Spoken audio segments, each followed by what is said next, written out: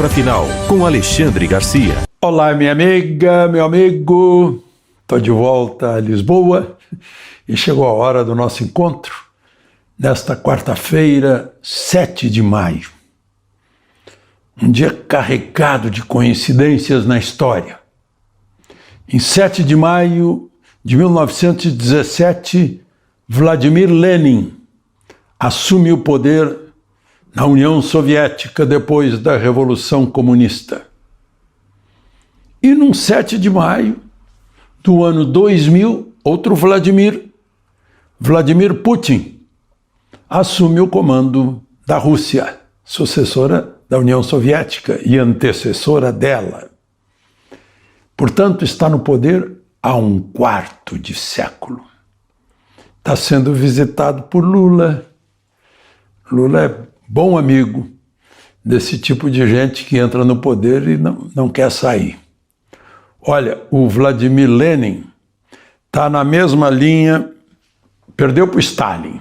O Stalin ficou quase 31 anos. A Catarina Grande ficou 34 anos. O Pedro Grande ficou quase 43 anos.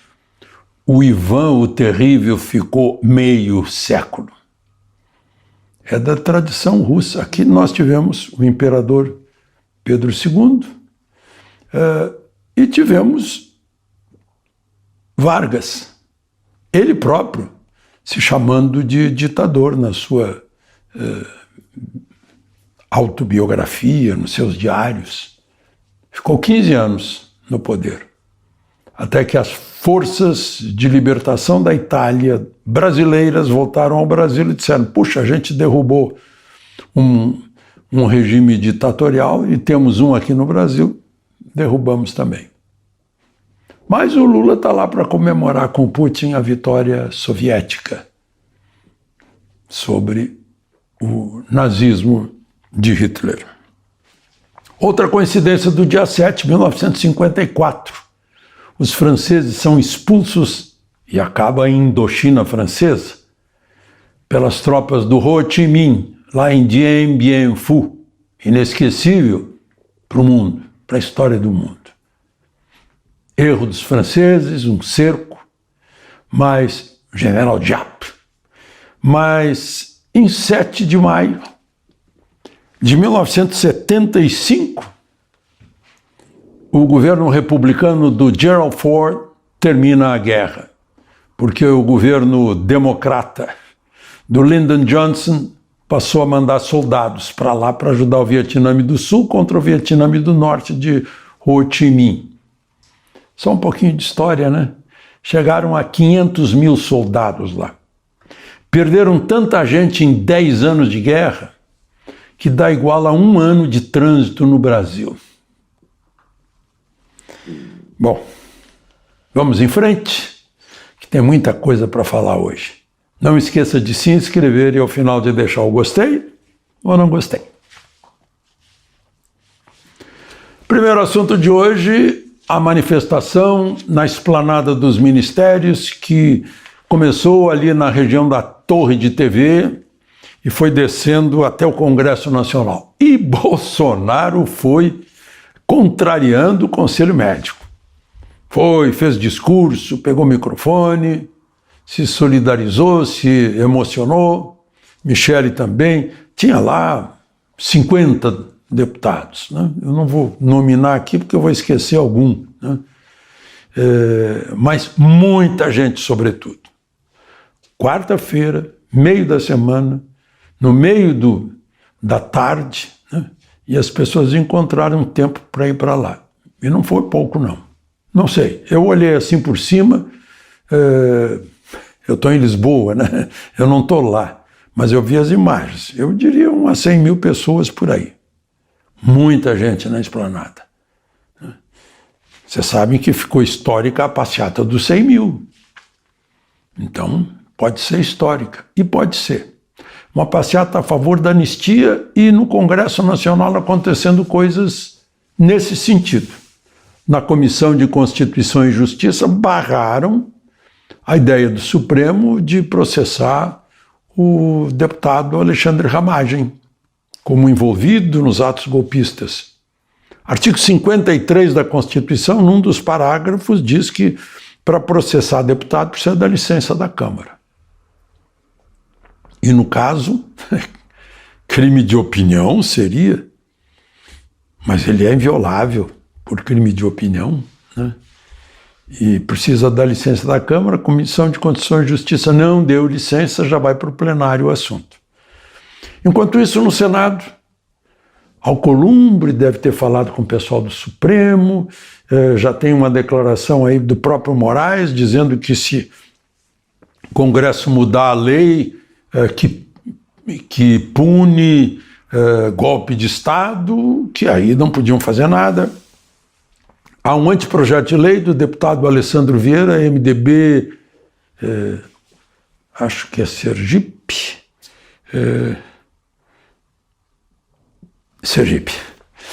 e ele diz mais ou menos o seguinte: ele reduz a pena, vai lá para baixo, o que é meio perigoso, né? Porque de repente vem um golpe de verdade, né?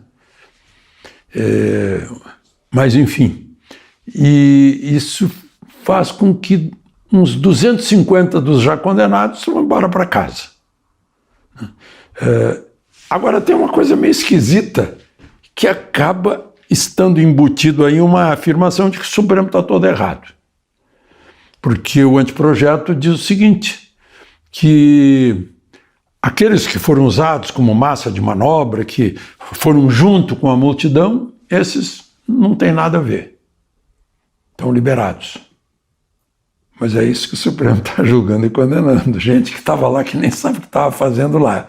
Foi lá para protestar, para fazer uma manifestação. Ninguém está pensando em golpe de Estado, nem sabe exatamente o que é isso, nem tinha arma para isso, né? As acusações lá, a denúncia diz que golpe armado. Não tinha ninguém armado.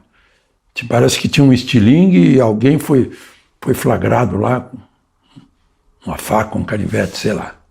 E tem o batom da Débora, né? E essa é a principal arma, a arma que ficou mais famosa, porque repetia uma frase, incompleta, aliás, né?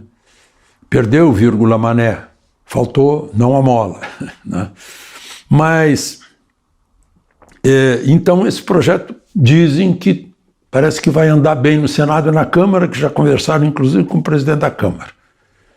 Mas separa aqueles que organizaram a manifestação. Aí eu pergunto, alguém que foi flagrado dando água, dando comida para esse pessoal, ou dando abrigo, ou dando transporte, seria considerado organizador?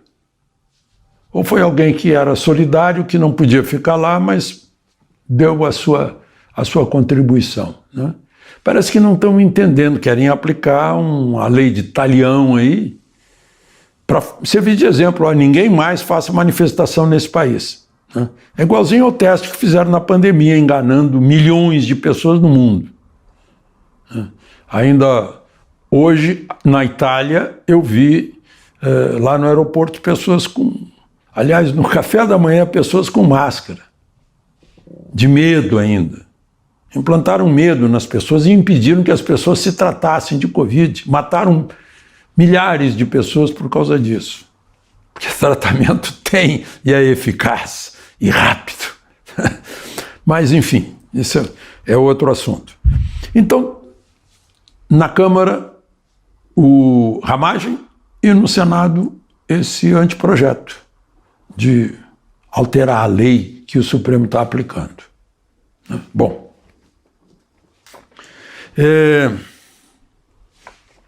mudando de tema, né? Que tristeza esse país. Gente, tem muita gente tentando evitar culpar os eleitores de Lula, dizendo que a maioria foi enganada, que a maioria é ingênua, que a maioria não tem conhecimento, não tem informação, e por isso votou naquele que poderia, obviamente, é de sua natureza, repetir tudo que já foi feito. E é o que está acontecendo, com a ousadia de roubar dinheiro dos idosos, dos mais frágeis, de viúvas, de pessoas já com incapacitação física, e não foi pouco, né? Então, agora se fala do tal careca do INSS, Antônio Carlos Camilo Antunes. A defesa dele diz que ele é absolutamente inocente. O escritório dele em Brasília tinha uma secretária muito minuciosa. Ela registrava em todos os cadernos, os percentuais da propina. Deve ter aprendido com o Odebrecht, né? Registrava tudo. Então está lá, por exemplo, 5% Virgílio. Quem é o Virgílio? Era o procurador-geral do INSS. Depois, Stefa. Aí um pouquinho mais caro, porque ele era o presidente do INSS. 7%. Diz que esse sujeito pagou propinas só na Previdência 17 milhões, mas no total, propinas de 53 milhões. O careca tem, né? Vão aprender, depois vão devolver, né? Como tem feito. Uma dúzia de carros de luxo, tipo Porsche, BMW, carros alemães, né? Pois é. Agora, Nicolas, que brilhou no Pix, agora voltou e mostrou para todo mundo como foi feito esse roubo das pessoas mais frágeis, né? As pessoas mais frágeis que assinaram coisas, concordaram, não souberam reclamar, né? E Nicolas explicou, sobretudo, que no início do governo Bolsonaro, o presidente assinou uma medida provisória dizendo que essas entidades, para fazer o desconto, tinham que comprovar a vontade da pessoa que foi descontada, para reduzir aquilo que ele já encontrou. Mas no último dia de Bolsonaro, os partidos de esquerda derrubaram essa medida. Aí liberou. Aí a gente viu que explode no ano seguinte, né? Aquela confederação do irmão do deputado Carlos Veras, que é do PT de Pernambuco, né? Saltou assim, recebeu no fim mais da metade desses 6,3 bilhões. 3,6 bilhões foi para a CONTAG, Confederação dos Trabalhadores da Agricultura, né? O sindicato, imagina que tem um sindicato de aposentados, idosos e pensionistas. O vice-presidente é o irmão do Lula, né? Fazia filiações diárias, na média, 3.202 por dia. Imaginem só, né? Fez convênios com o INSS de 154 milhões. E a ministra Gleisi teve uma reunião com lideranças governistas para impedir CPI, Comissão Parlamentar de Inquérito, para apurar as responsabilidades de quem liberou isso, fingiu que não viu.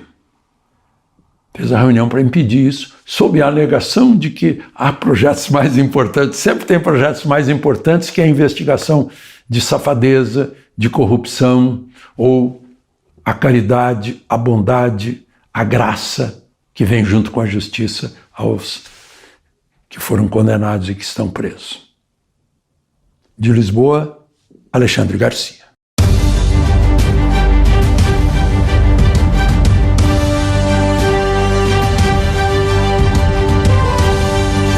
A palavra final com Alexandre Garcia.